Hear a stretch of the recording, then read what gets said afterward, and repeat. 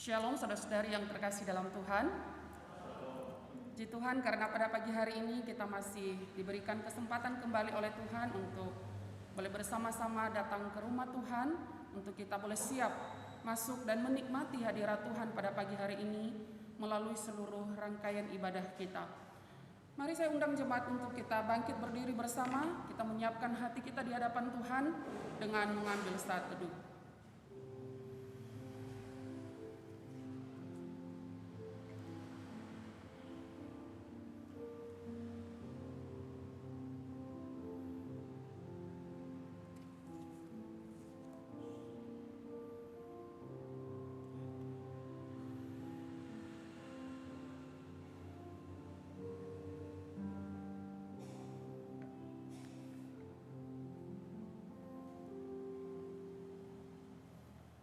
Amin.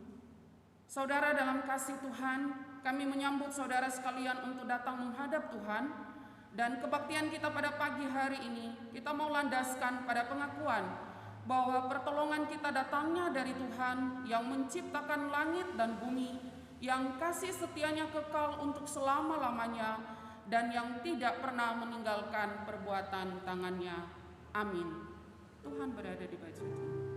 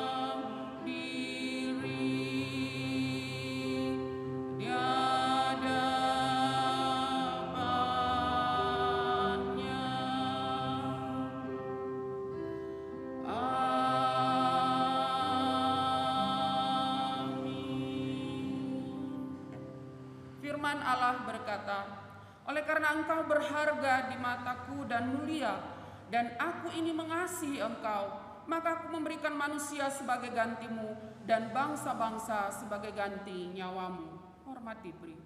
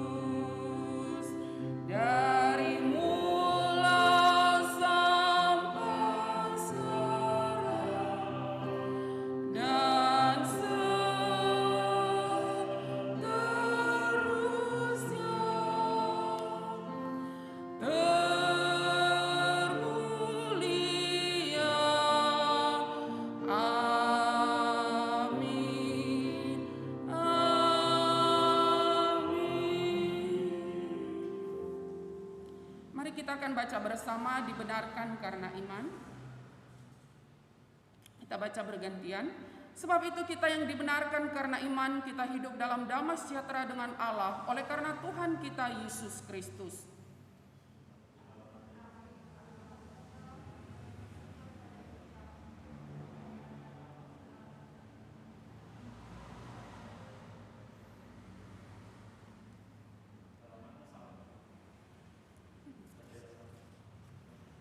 Ya, kita ulang ya. Karena semua orang telah berbuat dosa dan telah kehilangan kemuliaan Allah. Akan tetapi Allah menunjukkan kasih-Nya kepada kita oleh karena Kristus telah mati untuk kita ketika kita masih berdosa. Dan dan oleh kasih karunia telah dibenarkan dengan cuma-cuma karena penebusan dalam Kristus Yesus. Kristus Yesus telah ditentukan Allah menjadi jalan pendamaian karena iman.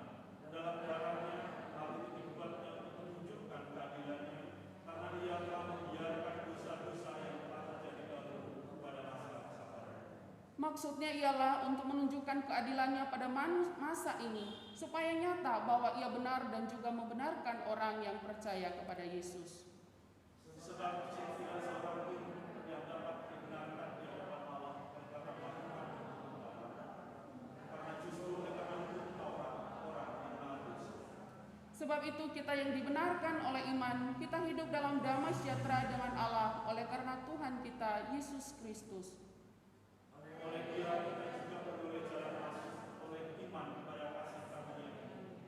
Di dalam kasih karunia ini kita berdiri dan kita bermegah dalam pengharapan akan menerima kemuliaan.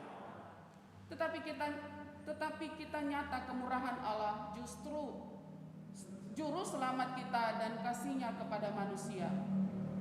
Pada waktu itu Dia telah menyelamatkan kita, bukan karena perbuatan baik yang kita lakukan, tetapi karena rahmat-Nya oleh pemahaman yang kelahiran kembali dan oleh pembaharuan yang dikerjakan oleh Roh Kudus.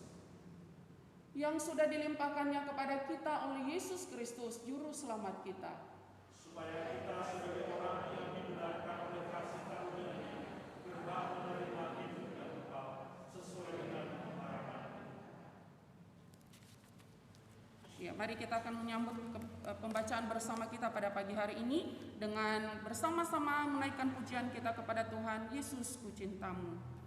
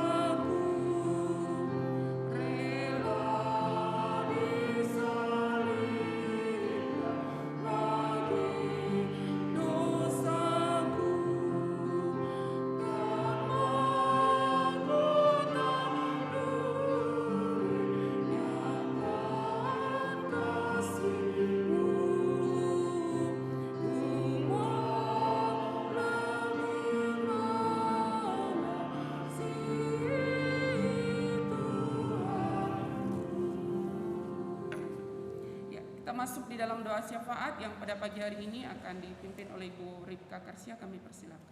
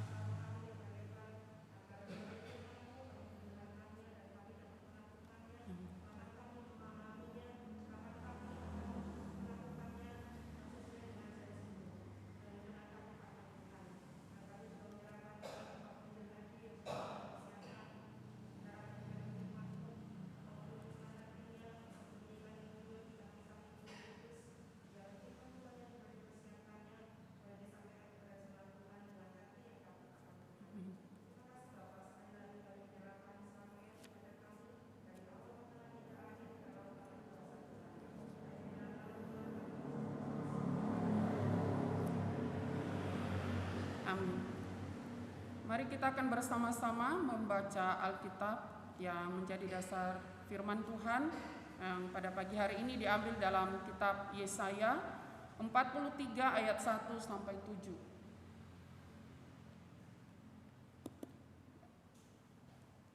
Yesaya 43 ayat 1 sampai 7 kita baca bersama-sama ya. Allah adalah satu-satunya penebus.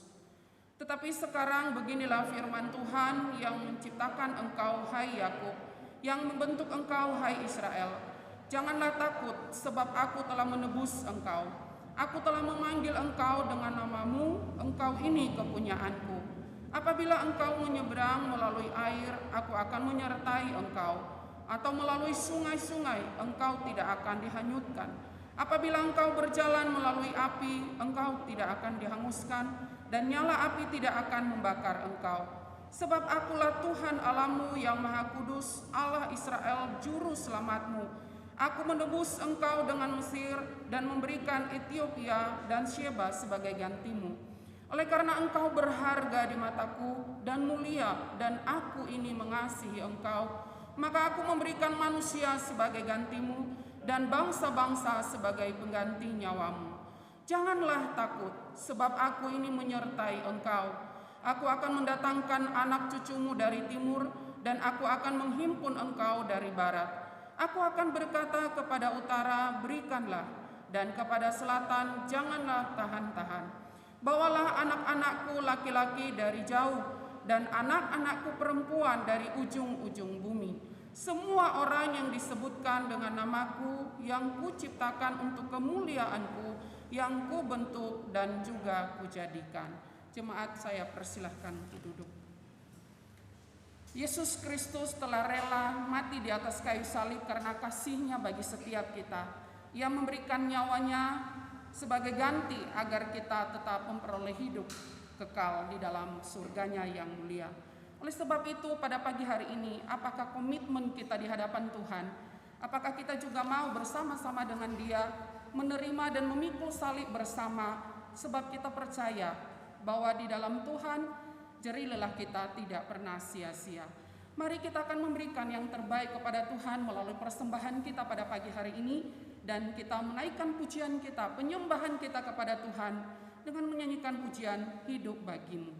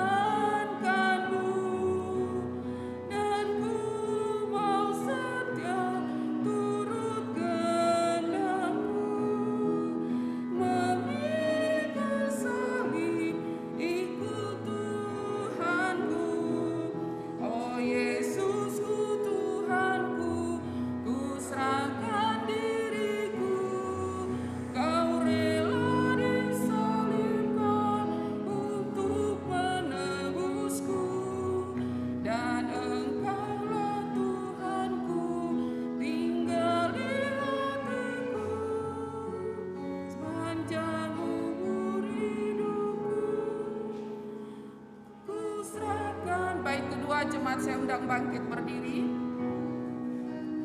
Hidup bagimu yang disalibkan, mendamaikanku dengan Allahku, dan ku bersyukur Kau memanggilku. Ku serahkan semua, ikut Tuhan.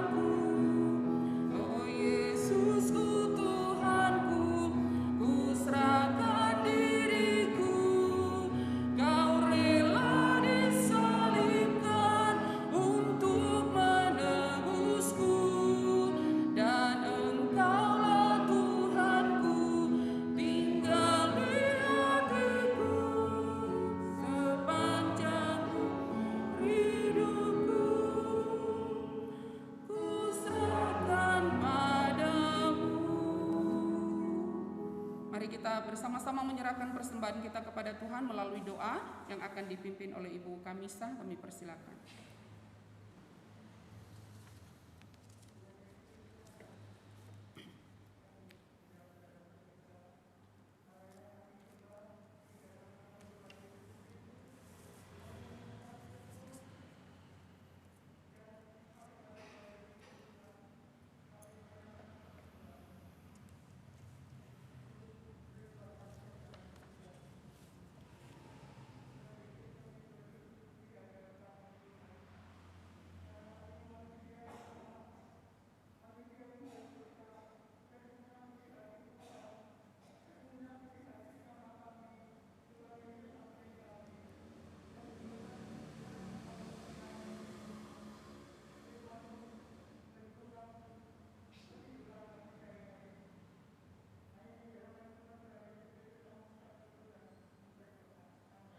Amin.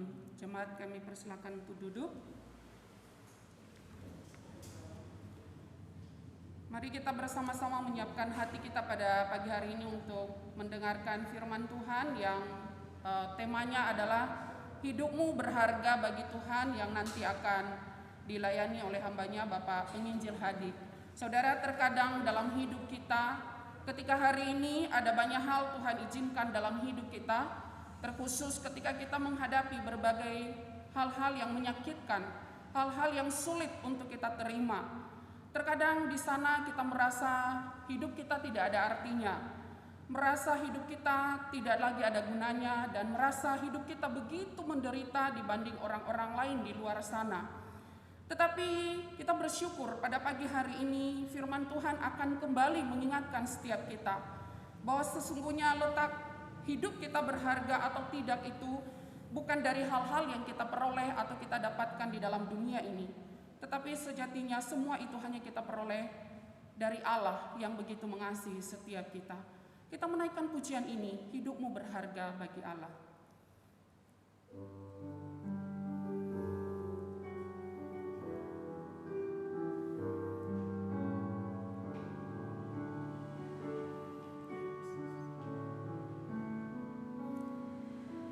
Hidupmu berharga bagi Allah, tiada yang tak berkenan di hadapannya. Dia ciptakan kau seturut gambarnya, sungguh terlalu indah kau bagi Dia. Dia berikan kasih-Nya bagi kita. Dia telah relakan segala-galanya. Dia disalib untuk tebus dosa kita. Karena hidupmu sangatlah berharga. Bulu yang tertular takkan dipatahkannya.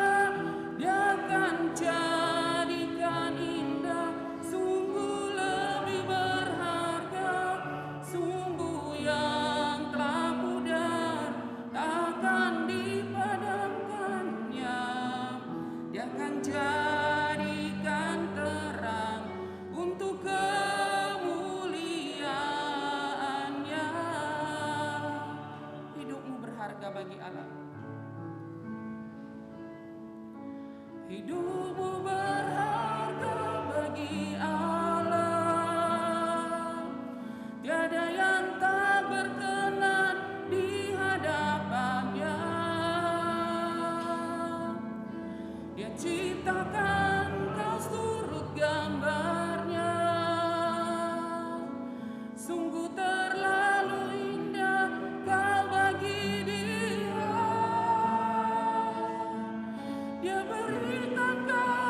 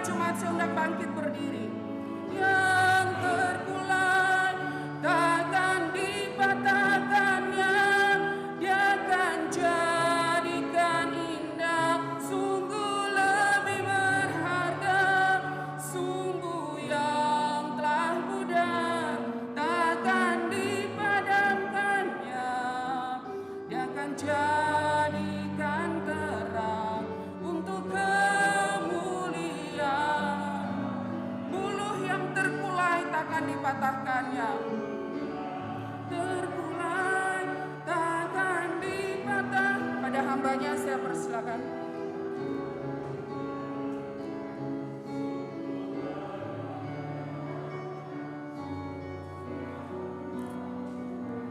Takkan dipatahkannya, dia akan jadikan itu bagi kemuliaan-Nya. Mari kita berdoa.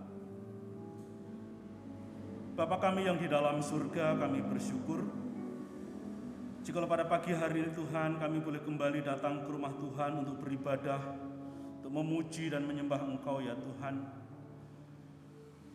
Kiranya ini menunjukkan satu kerinduan di dalam hati kami, pengakuan di dalam hidup kami, bahwa Engkau adalah segala-galanya di dalam hidup kami. Kami membutuhkan Engkau Tuhan. Kami membutuhkan kasih dan anugerah-Mu di dalam menjalani kehidupan ini. Oleh sebab itu Tuhan, kiranya melalui kebenaran firman-Mu yang telah kami baca dan akan kami renungkan, kami boleh belajar, kami boleh mengalami Tuhan di dalam hidup kami, bahwa kami adalah umat Tuhan yang begitu berharga di mata-Mu. Engkau menebus kami, Engkau memanggil kami, Engkau menyertai kehidupan kami, supaya di sepanjang kehidupan ini Tuhan, kami senantiasa mengarahkan hidup kami hanya untuk kemuliaan nama-Mu. Urapi hamba-Mu Tuhan, pakai hamba-Mu untuk menyatakan kebenaran firman-Mu. Kuasai bibir mulutnya Tuhan, dan kiranya Roh Kudus-Mu saja yang boleh berbicara melaluinya. Di dalam nama Tuhan Yesus kami berdoa dan bersyukur. Amin. Silakan jemaat duduk kembali. Shalom Bapak Ibu Saudara-saudaraku yang dikasihi oleh Tuhan. Tema kita hari ini yaitu hidupmu berharga bagi Tuhan. Saudara-saudara, mungkin di dalam kehidupan kita selama ini atau mungkin ya beberapa waktu yang lalu kita suka ataupun sering gitu ya mendengar ataupun melihat sebuah tayangan di televisi tentang motivator ya. Ada beberapa motivator yang sangat terkenal, yaitu misalkan Mario Teguh, Mary Riana, kemudian yang lain-lainnya juga. Ya, walaupun tidak begitu terkenal, tetapi di Indonesia ada begitu banyak motivator yang intinya memberikan semangat kepada setiap para pendengarnya. Tetapi ketika kita mendengarkan apa yang dikatakan oleh motivator itu, ternyata hidup itu tidak semudah yang dikatakan oleh sang motivator. Dia begitu enak ngomong, berbicaranya enak, kata-katanya enak, kalimatnya enak. Begitu indah hidup ini menurut motivator tersebut. Tetapi realitanya hidup ini begitu susah, begitu sulit, tidak mudah untuk dijalani. Apalagi kalau motivator kunci-kunci sukses. Ternyata toh hidup kita nggak sukses menurut ukuran motivator tersebut, karena kesuksesan hidup itu diukur dari segala sesuatu yang kita miliki di dalam dunia ini. Kenapa? Karena semua orang ingin hidupnya itu dihargai oleh orang lain. Semua orang menginginkan orang itu menghormati kita, menghargai kita, sementara pandangan dunia seseorang yang berharga, seorang yang layak untuk dihargai dan dihormati karena segala sesuatu yang dimilikinya di dalam dunia ini, termasuk harta kekayaan, status sosial dan lain sebagainya. Itulah ukuran sukses menurut dunia. Dan kita sebagai manusia seringkali terpancing untuk memiliki kesuksesan tersebut menurut dunia itu. Nah, sehingga apa yang menjadi standar sukses di dunia ini itu menginspirasi begitu banyak orang, sehingga orang pengen kaya mendadak. Ya, salah satunya kemarin kita di YouTube saya singgung tentang Crazy Rich yang saat ini sedang ditahan sama polisi karena hasil kekayaannya itu dari hasil menipu. Dia begitu dihormati orang, dihargai orang, begitu kagum kepadanya. Tak taunya segala sesuatu yang dia miliki, termasuk rumah yang sudah dia bangun dan masih terus belum selesai yang nilainya 30 miliar itu hasil dari sebuah perjudian. Saudara, itulah pandangan dunia. Bahkan kita pun yang sudah dewasa, gimana sih orang masih usia muda, dia punya uang begitu banyak dengan bermain ya di dalam aplikasi-aplikasi yang tujuannya untuk mengeruk keuntungan semata-mata. Saudaraku yang dikasihi oleh Tuhan, bukan hanya kata motivator. Bahkan ketika saudara dan saya mendengarkan khotbah gitu kan, hamba Tuhan yang berkhotbah, yang menyampaikan firman Tuhan tentang janji-janji Tuhan, penyertaan Tuhan dan lain sebagainya. Saudara, kadang-kadang hidup kita sebagai umat Tuhan, sebagai orang Kristen, kok menjalaninya tidak semudah seperti apa yang disampaikan oleh pengkhotbah. Mungkin termasuk salah satunya saya yang mengkhotbahkan tentang hal itu. Mungkin dalam hidup kita sulit untuk merasakan penyertaan Tuhan, pemeliharaan Tuhan. Karena apa? Berbagai masalah, persoalan, bahkan mungkin sakit, penyakit. Saat dimana kita butuh sehat untuk dapat bekerja, untuk menyelesaikan pekerjaan-pekerjaan kita, malah kita sakit. Saat dimana mungkin kita akan menolong orang lain, kita berniat untuk membantu orang lain, ternyata ada musibah yang kita alami. Kok hidup ini kok gak semudah seperti apa yang disampaikan oleh para pengkhotbah. Saudara-saudara, itu adalah sebuah realita, sebuah kenyataan, sesuatu yang Tuhan izinkan untuk terjadi di dalam hidup kita. Demikian juga ketika Yesaya menyampaikan firman Tuhan, ketika dia menyampaikan berita ini kepada umat Israel, tentunya bukanlah suatu hal yang mudah, bukanlah suatu berita yang dengan serta-merta disambut dengan sukacita oleh umat Israel, khususnya suku Yehuda yang saat itu sedang di dalam pembuangan. Bahwa Tuhan ada bersama-sama dengan mereka, janji Tuhan bahwa Tuhan akan membebaskan mereka, Tuhan akan menebus mereka. Sementara mereka sebagai manusia, sebagai umat Tuhan, sebagai pribadi tentunya sedang mengalami pergumulan yang tidak mudah karena mereka sedang ada di dalam perbudakan. Mereka sedang ada di dalam kekuasaan bangsa lain. Mereka tidak memiliki kemerdekaan untuk melakukan apa yang seharusnya mereka lakukan, yang mereka kerjakan. Tetapi firman Tuhan mengajarkan kepada mereka bahwa Tuhan tidak pernah meninggalkan mereka. Tuhan ada bersama-sama dengan mereka. Dan bagaimana di dalam bagian ini, di dalam Yesaya pasal 53 ayat 7 sampai dengan ayat 1 sampai dengan ayat yang ke-7, kita menemukan ada bukti-bukti bahwa kehidupan umat Israel, kehidupan umat Tuhan adalah sebuah kehidupan yang berharga di mata Tuhan.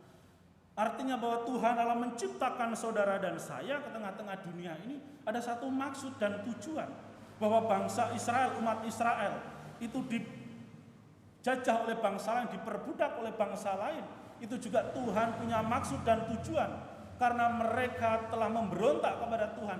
Mereka sedang menjalani disiplin Tuhan, mereka sedang menjalani masa-masa penghukuman yang daripada Tuhan, karena mereka adalah umat yang tidak setia kepada Tuhan. Artinya saudara, di tengah-tengah ketidaksetiaan umat Tuhan, Tuhan itu senantiasa melihat mereka, Tuhan memperhatikan.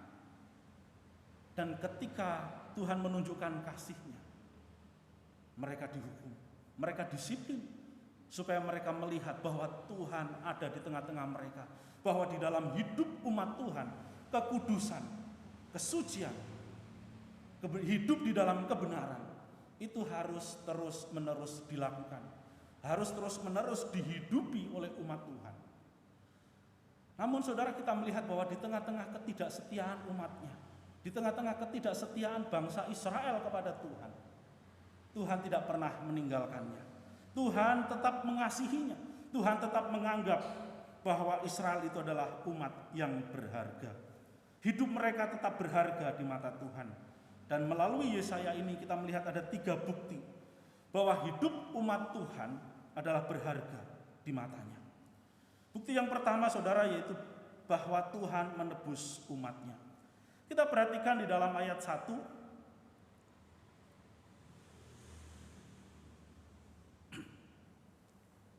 Ayat 1 separuh sampai bagian A. Tetapi sekarang beginilah firman Tuhan yang menciptakan engkau hai Yakub, yang membentuk engkau hai Israel. Janganlah takut, sebab aku telah menebus engkau. Saudara, di dalam ayat 1 bagian A ini Tuhan berfirman kepada Israel melalui Yesaya bahwa Tuhan akan menebus umatnya, bahwa Tuhan akan kembali mengambil umat pilihannya, yaitu bangsa Israel. Saudara-saudaraku yang dikasihi oleh Tuhan,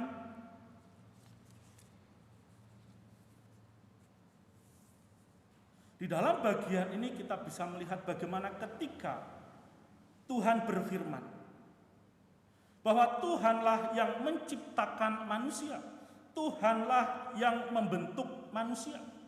Jadi Allah itu adalah seorang pribadi yang berfirman dan berbicara kepada umat Israel. Saudara, ada hal yang menarik ketika ajakan ataupun perintah jangan takut itu disampaikan, saudara. Saya ulangi sekali lagi. Tetapi sekarang beginilah firman Tuhan yang menciptakan engkau.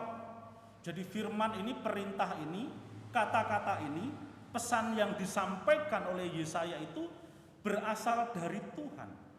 Tuhan di sini adalah menunjukkan kepada pribadi yang menciptakan manusia. Di situ dikatakan Tuhan yang menciptakan engkau. Siapakah engkau di sini? Disebutkan hai Yakub. Saudara, Yakub adalah orang tua daripada 12 suku Israel. Kemudian yang membentuk engkau hai Israel.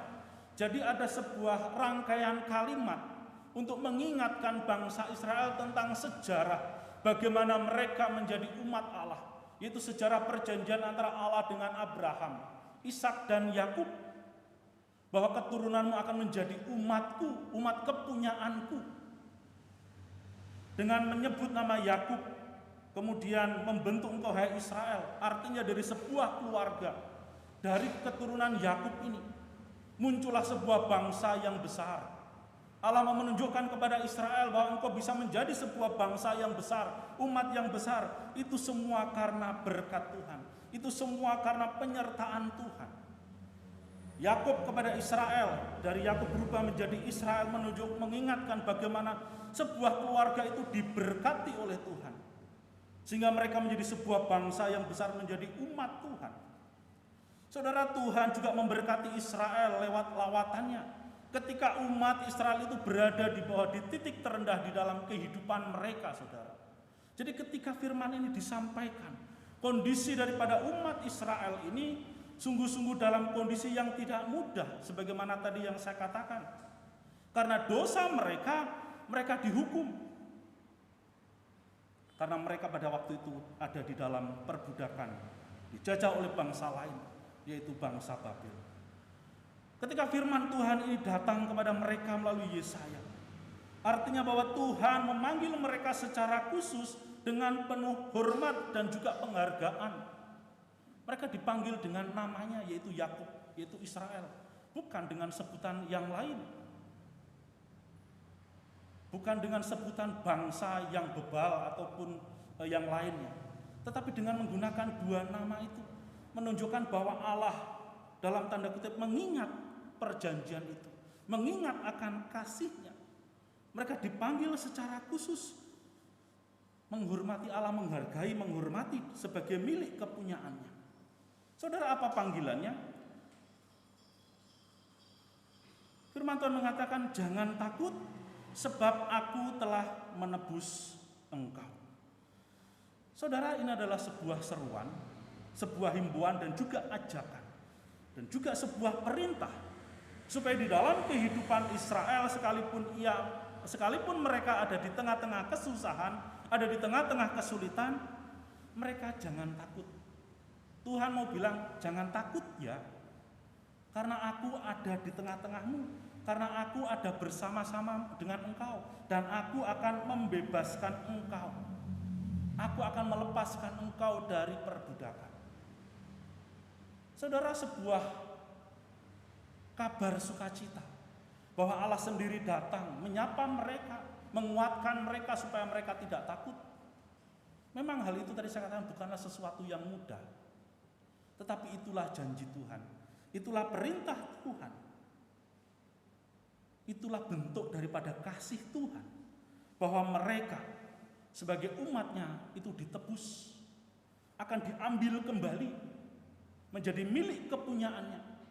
Yang akan dipakai dan dipergunakan. Sebagaimana tujuan Allah menciptakan umatnya.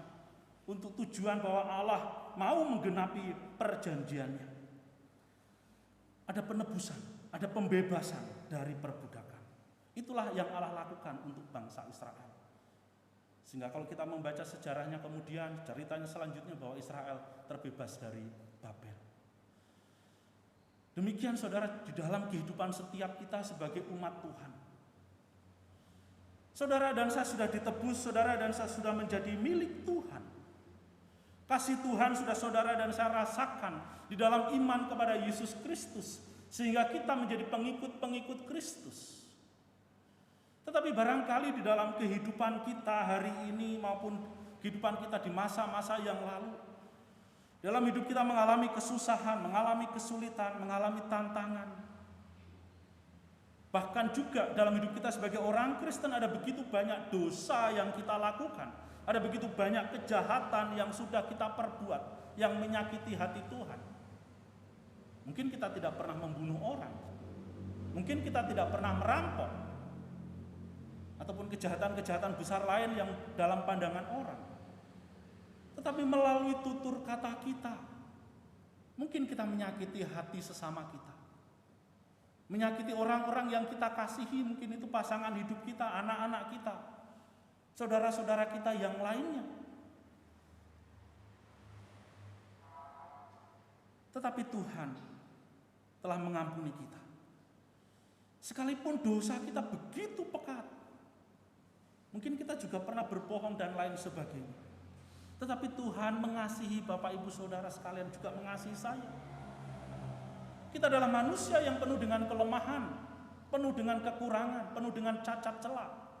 Sehingga tadi saya katakan bahwa hidup kekristenan kita dalam menjalani hidup di dunia ini tidak seindah atau semudah yang diucapkan oleh pengkhotbah.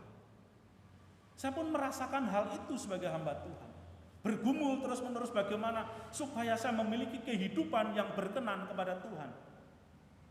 Bagaimana saya terus-menerus mencoba untuk dapat mengasihi istri dan anak saya, tidak menyakiti mereka. Tapi realitanya mungkin mereka pernah tersakiti oleh kata-kata saya, oleh nasihat saya dan lain sebagainya. Bukan hanya mereka, juga mungkin perilaku saya, kata-kata saya kepada jemaat sekalian, perilaku saya, kata-kata saya kepada teman-teman saya di luar sana, pada orang-orang yang saya kenal, dalam organisasi-organisasi yang saya ikuti. Mungkin ada sikap, ada diskusi yang bisa menyakiti hati mereka. Jadi saudara, sekalipun kita sudah ditebus oleh Tuhan, sekalipun kita hidup sebagai umat Tuhan, Tuhan terus memproses dan terus membentuk kita. Sekalipun saudara dan saya sudah ditebus, sekalipun kita sudah memiliki jaminan akan kehidupan yang kekal, anugerah hidup yang kekal karena iman kepada Yesus Kristus, dosa yang kita lakukan itu pasti ada dampaknya, ada konsekuensinya. Selama hidup di dalam dunia ini pasti akan ada yang namanya kesusahan, kesulitan, sakit penyakit, masalah persoalan, karena itu adalah dampak daripada dosa, efek daripada dosa, efek dari kesalahan-kesalahan yang kita lakukan. Itu pasti ada yang akan kita alami. Tetapi saudara, sekalipun ada semuanya itu, kita punya Tuhan Yesus, Tuhan yang telah menebus saudara dan saya, Tuhan Yesus yang telah menjadi juru selamat di dalam kehidupan kita. Ia akan senantiasa menyertai kehidupan Bapak Ibu Saudara sekalian. Tuhan akan menyertai hidup kita dalam menghadapi berbagai masalah persoalan dalam hidup kita. Ia tidak akan membiarkan kita terjatuh. Ia akan senantiasa menopang dan menolong di dalam kehidupan kita. Tuhan hadir di tengah-tengah kehidupan kita. Supaya masalah apapun, persoalan apapun, sakit penyakit apapun dalam hidup kita, mari kita bersama-sama membawa kepada Tuhan, menyerahkannya kepada Tuhan, karena Dia adalah pribadi yang berkuasa. Dikatakan pribadi yang menciptakan, pribadi yang membentuk setiap manusia, bahkan pribadi yang telah menebus kita dari segala kesalahan kita, dari segala dosa kita. Sebab kita adalah umat Tuhan. Kita telah menjadi milik, telah menjadi umatnya, supaya kehidupan kita ini senantiasa mau mengandalkan Tuhan. Dalam hidup kita, kita mau senantiasa berserah kepada Tuhan. Jadi saudara, apapun pergumulan kita hari ini, bawalah semuanya itu kepada Tuhan. Serahkanlah kepada Tuhan. Karena Ia tidak pernah meninggalkan kita. Karena Ia adalah Allah yang setia di dalam memelihara hidup umatnya. Kemudian saudara, kehidupan yang demikianlah yang membuat kita menjadi berharga di mata Tuhan. Karena saudara dan saya sudah ditebus melalui darah Kristus di atas kayu salib. Itulah yang menjadikan kita berharga di mata Tuhan. Sehingga kita dapat menghargai hidup kita. Menghargai berkat-berkat yang Tuhan berikan dalam hidup kita. Menghargai segala sesuatu yang Tuhan berikan dalam hidup kita sebagai umatnya. Kemudian, bukti yang kedua bahwa hidup kita itu berharga di mata Tuhan. Tuhan menjadikan kita miliknya. Saudara, di dalam ayat 1 bagian berikutnya, Aku telah memanggil engkau dengan namamu, engkau ini kepunyaanku. Saudara, saya ulangi sekali lagi, aku telah memanggil engkau dengan namamu, engkau ini kepunyaanku. Saudara, Israel adalah umat kesayangan Tuhan, umat kepunyaannya. Bangsa Israel adalah bangsa yang tadi saya katakan, bangsa yang tidak setia kepada Tuhan. Namun Tuhan Allah itu adalah Tuhan yang setia kepada Israel. Saudara, kita perhatikan di dalam ayat yang ketiga bagian A.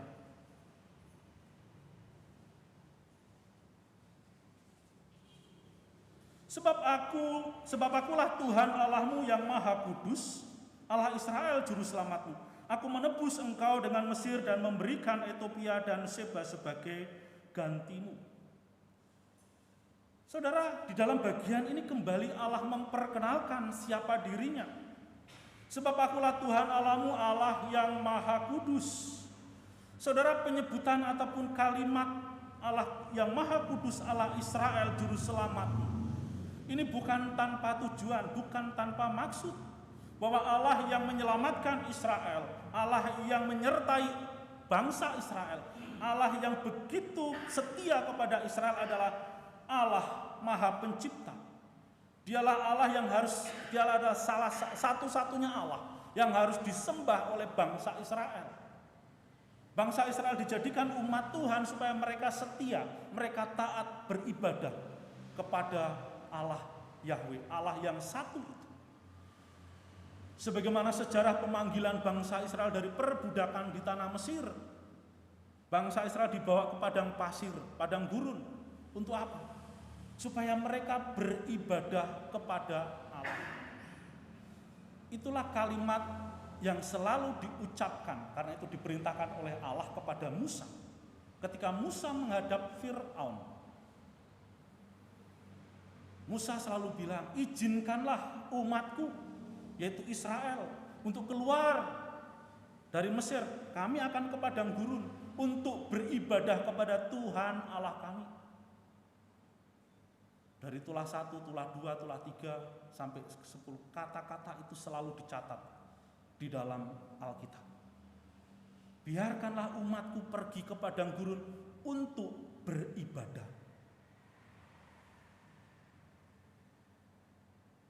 Jadi saudara, itulah tujuan. Bagaimana ketika Allah itu menjadikan umat Israel itu menjadi miliknya. Menebus dari perbudakan di Mesir, membebaskan mereka dari Mesir supaya mereka tidak turut ataupun larut di dalam penyembahan dewa-dewa yang begitu banyak yang ada di Mesir. Karena ada tulah belalang, tulah katak, dan lain sebagainya. Itu adalah dewa-dewa daripada bangsa Mesir.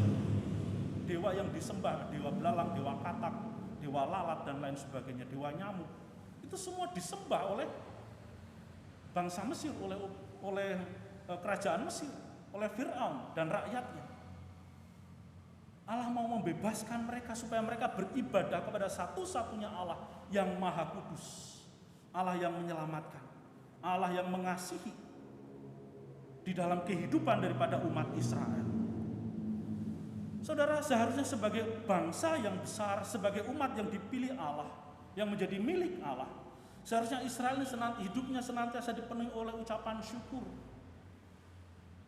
Kalau ketika mereka melihat perjalanan nenek moyang mereka, bagaimana bangsa Israel di padang gurun itu disertai Allah dengan sedemikian rupa, seharusnya bangsa ini menjadi satu bangsa yang memang sungguh-sungguh memuliakan Allah di dalam hidupnya. Tetapi di dalam sejarahnya, Israel adalah bangsa yang bebal, bangsa yang senantiasa memberontak kepada Allah. Tetapi Allah tetap setia, Allah tetap menunjukkan kasih-Nya bahwa kamu adalah milikku, akulah Tuhanmu, akulah Allahmu yang Maha Kudus, Allah Israel, akulah juru selamatmu yang memberikan jaminan keselamatan di dalam kehidupan umat Israel. Saudaraku yang dikasihi oleh Tuhan, ketika kita mau belajar dari apa yang telah dilakukan oleh bangsa Israel, seharusnya di dalam hidup kita pun harus melimpah dengan ucapan syukur, karena kasih Allah, anugerah Allah di dalam Yesus Kristus itu telah menyelamatkan kita.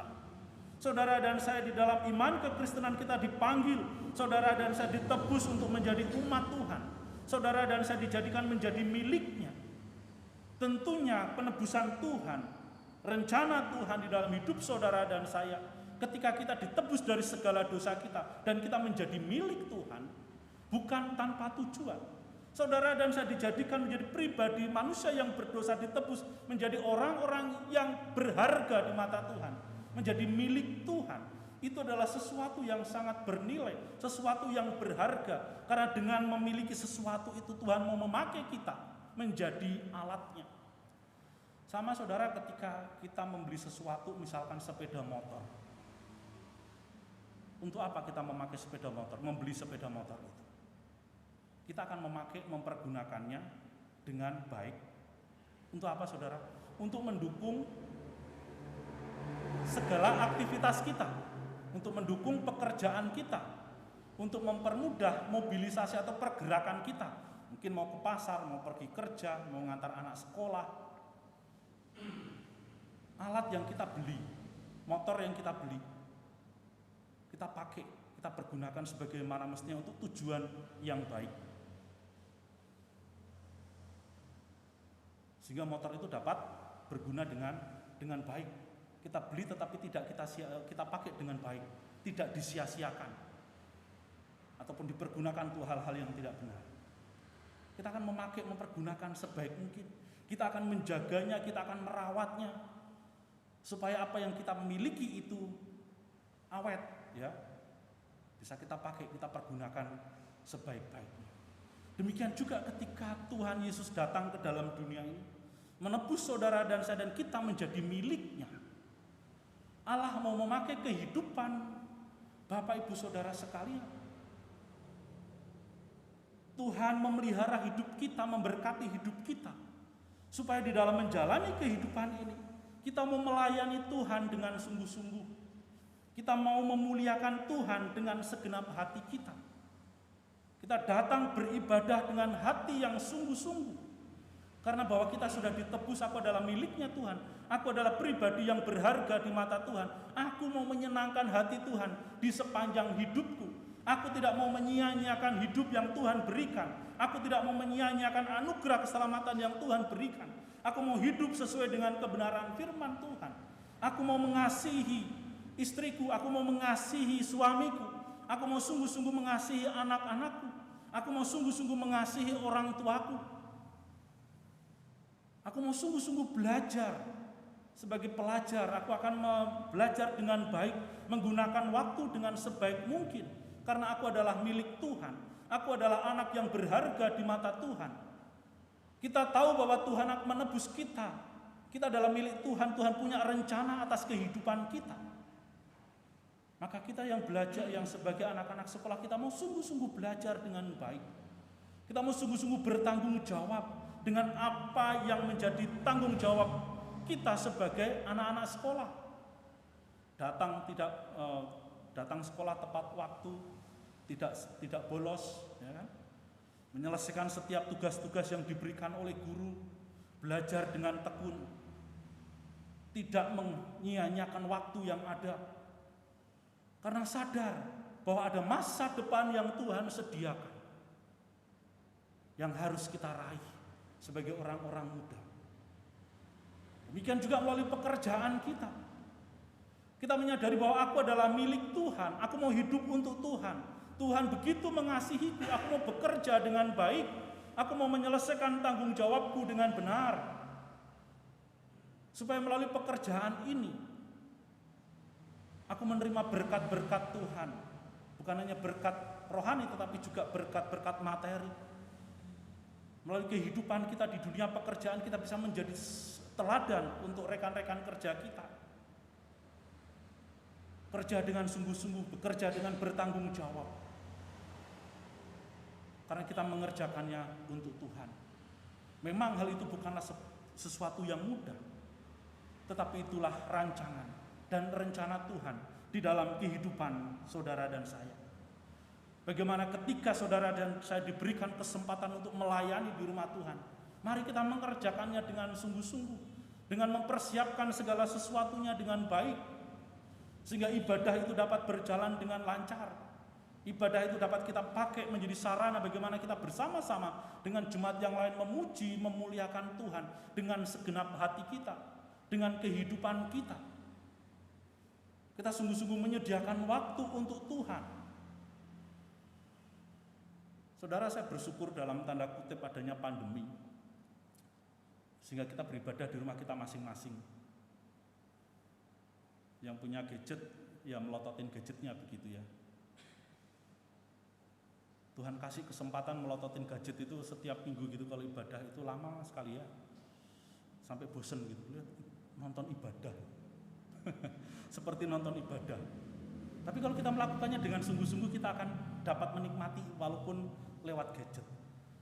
Tetapi sebagai makhluk sosial yang membutuhkan persekutuan, yang membutuhkan komunitas, kita mungkin sehari, 2 hari, sebulan, 2 bulan, oke. Tapi kalau terus menerus, itu nggak bisa menikmati.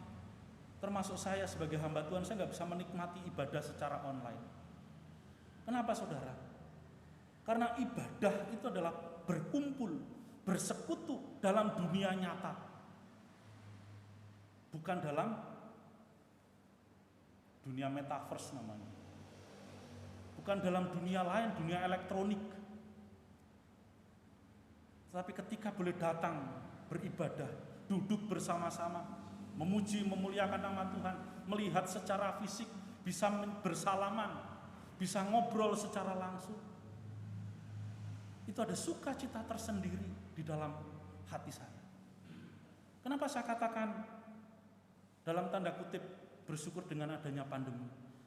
Karena dengan adanya pandemi kita disadarkan betapa pentingnya bersekutu, betapa pentingnya kita bersama-sama beribadah di dalam satu ruangan dengan satu suara untuk memuji, memuliakan nama Tuhan. Kalau kita ibadah lewat gadget, anggaplah Zoom.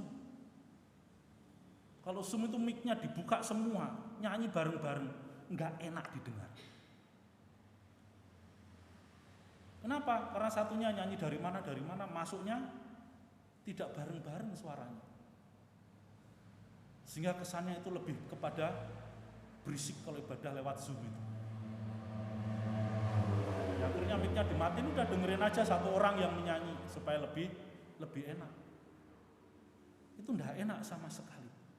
Bukan hanya itu, godaannya juga banyak saudara. Lagi ibadah sambil ngerebus air, airnya mendidih, ke belakang matiin dulu. Wah, lagi ibadah kencot, sambil liatin, bisa sambil makan, sambil minum. Apakah itu yang dinamakan ibadah? Tidak. Karena ibadahlah menyediakan waktu yang khusus.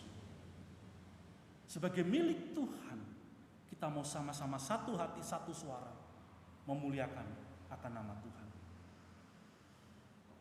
Oleh sebab itu saudara, apapun yang kita alami hari ini, ketika saudara dan saya menyadari bahwa saya adalah milik Tuhan, yang harus melayani Tuhan, yang harus memuliakan Tuhan di dalam hidup kita, maka kita harus menghargai setiap hal yang Tuhan percayakan dalam hidup kita.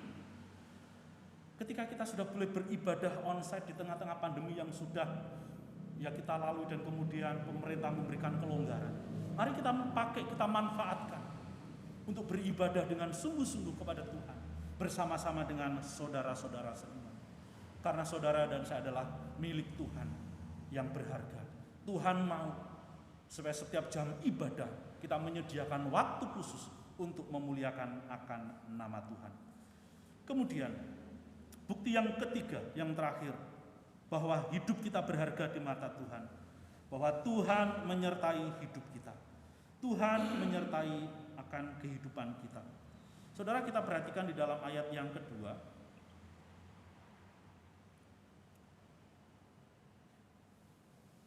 Ayat yang kedua, di situ dikatakan, apabila engkau menyeberang melalui air, aku akan menyertai engkau. Atau melalui sungai-sungai engkau tidak akan dihanyutkan. Apabila engkau berjalan melalui api, engkau tidak akan dihanguskan dan nyala api tidak akan membakar engkau. Kemudian ayat yang kelima, saudara. Kita baca sama-sama ya. Ayat yang kelima, 1, 2, 3. Janganlah takut sebab aku menyertai engkau. Aku akan mendatangkan anak cucumu dari timur dan aku akan menghimpun engkau dari barat. Saudara-saudara, ini adalah sebuah janji penyertaan Tuhan di dalam kehidupan kita sebagai umat Tuhan. Ini adalah sebuah janji yang dapat memberikan kekuatan kepada setiap kita sebagai umat Tuhan bahwa Allah menyertai kita. Itulah janji yang diucapkan oleh Tuhan kepada bangsa Israel, kepada umat Tuhan yang sedang di dalam kesusahan, di dalam kesulitan. Bahwa penyertaan Tuhan ada. Jadi sekalipun mereka mengalami kesusahan, mereka mengalami penderitaan, penganiayaan, mereka tetap disertai oleh Tuhan. Saudara, saya ingin menyinggung kembali tentang bagaimana bangsa Israel ketika ada di Mesir. Ketika mereka masuk ke Mesir karena kelaparan pada zaman Yusuf, jumlah keluarga Yakub dan anak-anaknya itu diperkirakan kurang lebih sekitar 72 orang. Sekitar 72 orang. Yakub, istrinya dan anak-anak, menantu dan cucunya. Sekitar 72 orang. Sedikit ya, untuk ukuran sebuah bangsa itu sedikit. Mereka belum menjadi sebuah bangsa, mereka baru menjadi keluarga. Tapi ketika mereka ada di Mesir, Fir'aun memberikan satu daerah wilayah khusus untuk mereka tinggal. Dan setelah 440 tahun, keluarga yang tadinya berjumlah 72 orang itu menjadi satu bangsa yang begitu besar. Ternak yang mereka gembalakan, ternak yang mereka miliki diberkati oleh Tuhan. Sehingga ternak itu beranak pinak, karena ternak itu adalah harta kekayaan mereka. Hasil pertanian mereka juga melimpah. Hidup mereka dicukupi oleh Tuhan. Jadi itu adalah salah satu bukti kalau sebuah keluarga itu diberkati oleh Tuhan. Segala usahanya itu lancar, ya. Segala usahanya itu berjalan dengan baik. Itu adalah sebagai tanda pada waktu itu. Ya, selain segala sesuatu itu dicukupkan oleh Tuhan, dalam keluarganya setiap keluarga itu punya anak, diberkati dengan anak. Jadi anak itu adalah berkat yang Tuhan berikan sebagai bukti bahwa anak cucu, ya, sebuah keluarga itu akan memiliki anak cucu, memiliki keturunan. Itu juga adalah berkat yang daripada Tuhan. Apalagi kalau anak laki-laki itu menjadi sesuatu yang membanggakan di dalam kehidupan bangsa Israel ketika itu. Itulah wujud penyertaan Tuhan. Sekalipun mereka ada di dalam penindasan, sekalipun mereka dalam perbudakan, bangsa Israel itu tetap ya beranak cucu, anaknya perempuan-perempuan yang melahirkan itu, anak-anaknya itu menjadi kuat. Kita lihat bagaimana zaman Musa, ketika Firaun memerintahkan setiap perempuan yang mengandung dan ketika bayi yang lahir itu laki-laki harus dibunuh, dibuang ke sungai, ya, dimasukkan ke sungai Nil menjadi makanan buaya di sana. Tetapi bangsa ini selalu disertai Allah. Penyertaan Allah ada. Setiap mara bahaya yang dihadapi oleh bangsa Israel ini, Allah senantiasa meluputkan. Ada persoalan ketika perang pun demikian, Allah menyertai mereka. Allah tidak membiarkan Israel itu dikalahkan oleh musuh-musuhnya. Jadi menjadi satu bangsa yang begitu luar biasa. Demikian juga di dalam bagian ini. Sekalipun mereka ada di dalam kesusahan, Allah akan menyertai mereka. Allah akan memberikan kekuatan kepada mereka. Allah akan melindungi mereka. Sekalipun mereka lewat sungai, dikatakan seperti itu adalah suatu gambaran kondisi yang berbahaya. Tidak akan hanyut. Allah menyertai. Allah melindungi. Demikian kalau kamu berjalan di dalam api. Jadi ini jangan digambarkan, oh ya nanti aku pulang, aku mau jalan di dalam api. Bukan seperti itu. Tetapi dalam hidup yang mara bahaya, hidup di dalam dunia yang penuh dengan mara bahaya ini, masalah persoalan, Tuhan menyertai, saudara. Menunjukkan betapa berharganya Israel sebagai umat Allah. Demikian juga dalam hidup setiap kita. Bahwa dalam sebagai anak-anak Tuhan, sebagai murid-murid Kristus, hidup saudara dan saya ini berharga. Kita harus sungguh-sungguh berpegang kepada firman Tuhan ini, karena Allah menyertai hidup kita dalam setiap persoalan, dalam setiap masalah. Saudara, kalau hidup kita boleh dikatakan yang sering kali saya pakai adalah ketika kita ada di dalam titik ini, dalam detik ini. Sudah berapa masalah yang terjadi dalam masa lalu kita, dalam keluarga kita, dalam pekerjaan kita, sakit penyakit yang pernah kita alami. Dan kita boleh ada hari ini, boleh duduk bersama-sama memuji menyembah Allah. Bukankah itu wujud bahwa Allah telah meluputkan saudara dan saya dari segala mara bahaya itu? Mungkin sudah berapa belas kali, berapa puluh kali kita diluputkan dari berbagai macam kecelakaan, dari berbagai macam musibah. Bahkan ketika kita mengalami musibah, Tuhan menyertai kita sehingga kita tidak kehilangan nyawa kita, ataupun kita tidak mengalami sakit yang dapat membuat kita itu menjadi tidak dapat melakukan apa-apa. Bukankah itu semua adalah penyertaan Tuhan, pemeliharaan Tuhan di dalam hidup setiap kita? Saudara, saya mau katakan bahwa selama hidup kita di dalam dunia ini, yang namanya bahaya itu bisa datang dari mana saja. Tidak ada tembok, tidak ada benteng yang dapat melindungi kemanusiaan kita ini dari segala mara bahaya yang bisa terjadi kapan saja selain Allah. Saudara, kalau kita melihat tayangan televisi setiap hari, lihat yang kalau ada waktu lihat yang berita-berita kriminal, saudara, kejahatan-kejahatan yang terjadi. Bagaimana orang tua memperkosa anaknya, bagaimana seorang anak membunuh ibunya, bagaimana seorang tetangga bacok-bacokan, saudara, antar tetangga bacok-bacokan.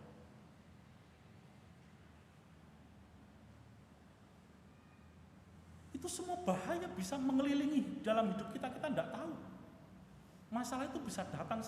Kadang-kadang kita juga berpikir, kok bisa ya? Sama tetangga itu bacok-bacokan bak parang, sampai ada yang meninggal, terluka dan lain sebagainya. Anak-anak remaja tawuran. Sekarang tawurannya bukan hanya bawa batu, bawa bambu, bawa kelewang. Saya itu seumur umur nggak pernah punya yang namanya kelewang. Tahu ya kelewang ya? Kelewang itu arit yang panjang. Kalau kita kan biasa arit buat ngarit ya, buat ngambil rumput ataupun untuk kebutuhan yang lainnya. Ini kelewang. Kejar-kejaran pakai kelewang, pakai samurai. Jadi dalam dunia ini tidak ada tempat yang aman. Mara bahaya itu selalu mengancam di dalam kehidupan kita. Orang yang tidak tahu apa-apa juga bisa kena sasaran dan lain sebagainya. Tetapi janji firman Tuhan di dalam kehidupan kita sebagai umatnya, sebagai orang yang berharga di mata Tuhan. Tuhan melindungi kita, Tuhan menyertai kita, penyertaan Tuhan ada di dalam hidup kita detik demi detik, 24 jam. Tuhan tidak pernah meninggalkan saudara dan saya sebagai miliknya, sebagai milik kepunyaannya, bahwa Dia setia menyertai kehidupan kita. Dia tidak akan membiarkan kita kelaparan, Dia tidak akan membiarkan kita kedinginan, Dia tidak akan membiarkan kita ada di dalam kesusahan yang sampai kita tidak sanggup untuk menghadapinya. Jadi saudara, ketika kita menyadari bahwa hidup saudara dan saya adalah kehidupan yang berharga, marilah kita bersama-sama menjadi anak-anak Tuhan yang senantiasa menunjukkan karakter kita, perilaku kita, bahwa kita adalah orang yang berharga di mata Tuhan. Kita bukan hanya sekedar menghormati diri kita sendiri karena kita sadar bahwa kita adalah berharga di mata Tuhan, tetapi tunjukkanlah keberhargaan hidup kita sebagai milik Tuhan itu di dalam kehidupan kita sehari-hari. Marilah kita menjadi orang Kristen yang tidak ingkar janji ketika kita berjanji sesuatu, karena orang dapat menghargai kita, menghormati kita, karena kita adalah orang yang tidak ingkar janji. Kita sebagai anak-anak Tuhan yang dikasihi oleh Tuhan, kita juga harus menjaga integritas kita sebagai orang Kristen. Orang tahu kekristenan itu seperti apa. Orang Kristen adalah orang yang omongannya itu bisa dipegang, tindakannya itu bisa diteladani. Banyak orang kalau udah bisnis sama orang Kristen itu senang. Kenapa? Orang Kristen itu orang yang berintegritas. Apalagi kalau dia adalah orang yang sungguh-sungguh hidup takut akan Tuhan, hidupnya beribadah. Orang yang berintegritas, apa yang dia omongkan itu pasti sesuai dengan tindakannya. Kemudian saudara, melalui kehidupan kita sebagai orang yang berharga di mata Tuhan, marilah kita menghargai seorang akan yang lain. Kiranya Tuhan memberkati. Mari kita berdoa. Bapa kami yang di dalam surga, kami mengucap syukur Tuhan atas segala berkat dan kasih Tuhan dalam hidup kami. Kami bersyukur untuk rancangan yang telah Tuhan tetapkan di dalam hidup kami. Engkau telah memanggil kami Tuhan, supaya di tengah-tengah kehidupan ini kami tidak boleh takut.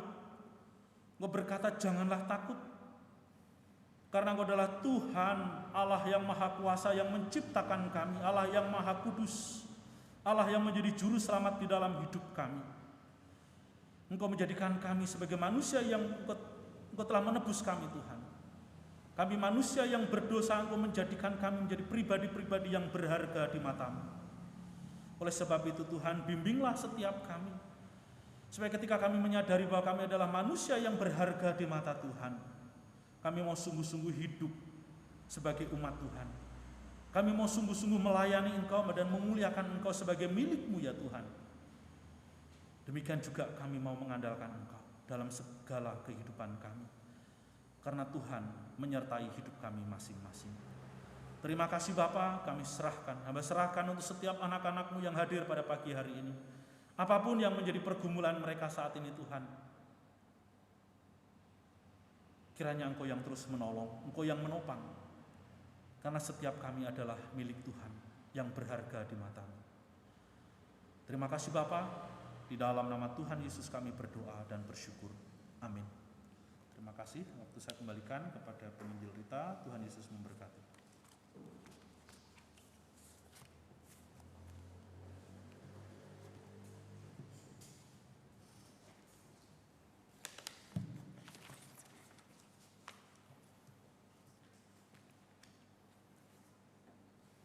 Terima kasih kepada Bapak Penginjil Hadi untuk pelayanan firman Tuhan pada pagi hari ini. Kiranya Tuhan Yesus memberkati. Jemaat, saya undang kita untuk bangkit berdiri. Kita akan bersama-sama mengakui pengakuan iman kita di hadapan Tuhan dengan bersama-sama membaca pengakuan iman rasuli. Aku percaya kepada Allah, Bapa yang Maha Kuasa, Khalik langit dan bumi, dan kepada Yesus Kristus, anaknya yang tunggal Tuhan kita, yang dikandung daripada Roh Kudus, lahir dari anak darah Maria, yang menderita sengsara di bawah pemerintahan Pontius Pilatus, disalibkan, mati, dan dikuburkan, turun ke dalam kerajaan maut. Pada hari yang ketiga bangkit pula dari antara orang mati, naik ke surga, duduk di sebelah kanan Allah, Bapa yang Maha Kuasa. Dan dari sana ia akan datang untuk menghakimi orang yang hidup dan yang mati. Aku percaya kepada Roh Kudus, gereja yang kudus dan am, persekutuan orang kudus, pengampunan dosa, kebangkitan daging, dan hidup yang kekal. Amin.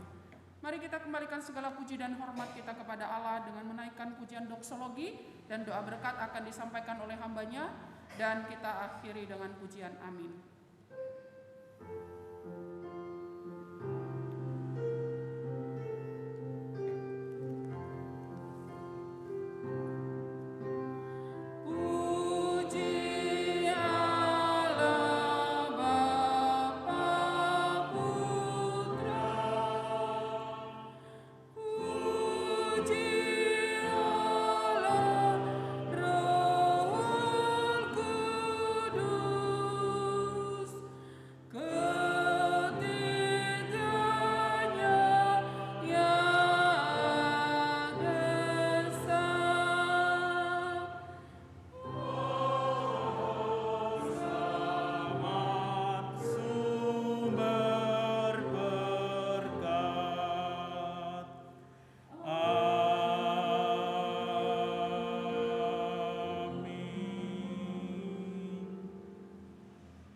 Jemaat yang dikasihi oleh Tuhan, arahkanlah hatimu kepada Tuhan dan terimalah berkat-Nya.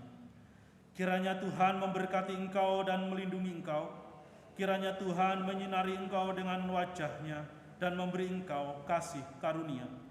Kiranya Tuhan menghadapkan wajah-Nya kepadamu dan memberi engkau damai sejahtera dari sekarang sampai selama-lamanya. Amin.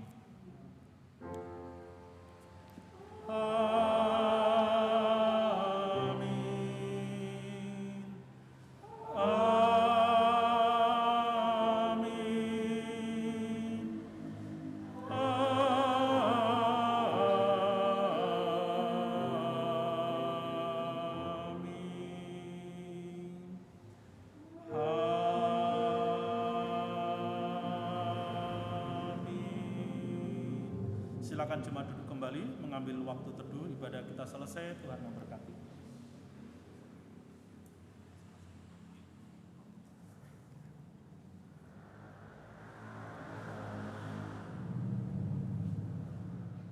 Saya akan membacakan beberapa warta jemaat yang menjadi perhatian kita bersama untuk pelayanan minggu depan. Minggu depan kita akan mengadakan perjamuan kudus yang akan dilayani oleh Bapak Pendeta Jeremia. Oleh sebab itu kami sangat berharap seluruh jemaat boleh mempersiapkan hatinya dengan sungguh-sungguh bahwa perjamuan kudus bukan sebuah rutinitas belaka, tetapi bagaimana kita sungguh-sungguh merespon akan kasih Allah atas kehidupan setiap kita. Dan bagi seluruh jemaat yang memiliki kerinduan untuk boleh mengikuti perjamuan kudus ini, mungkin ada beberapa dari kita yang belum mendapatkan vaksin secara lengkap, tapi dalam kondisi sehat bisa datang, gitu ya, bisa ikut gabung minggu depan. Mungkin ada yang jemaat kita yang hari ini tidak hadir. Jadi Bapak Ibu bisa menyampaikan kepada mereka dengan catatan dalam keadaan sehat, ya, tidak sedang sakit. Misalnya contohnya Pak Hokbi, karena berbagai beberapa hal yang membuat beliau sampai saat ini belum vaksin yang mungkin kedua atau ke-1 belum sama sekali. Tetapi kalau beliau memang dalam kondisi sehat dan minggu depan beliau mau hadir, boleh, ya, dipersilahkan. Demikian juga dengan jemaat-jemaat kita yang lain. Jadi nanti harap Bapak Ibu bisa menyampaikan hal ini, ya, kepada saudara-saudari atau keluarga kita yang kita kenal. Dan minggu depan karena perjamuan kudus, Bapak Ibu bisa menggunakan pakaian putih. Tetapi kalau tidak ada, ya nggak usah terlalu dipaksakan, berpakaian rapi. Lalu petugas pelayanan minggu depan adalah liturgis Bapak Penginjil Hadi, doa syafaat Jause Luciawati, petugas pelayanan Bapak Tanto dan juga doa syukur, lalu LCD Saudari Intan dan keyboard Saudari Leni. Terima kasih juga kepada anak-anak Tuhan yang sudah terlibat dalam pelayanan pada pagi hari ini. Kiranya Tuhan terus memberkati. Ada tambahan lain lagi enggak pengumumannya? Sudah ya? Oke, kalau sudah, kita akan bersama-sama menyanyikan pujian Immanuel sambil memberikan salam jauh kepada saudara-saudari kita.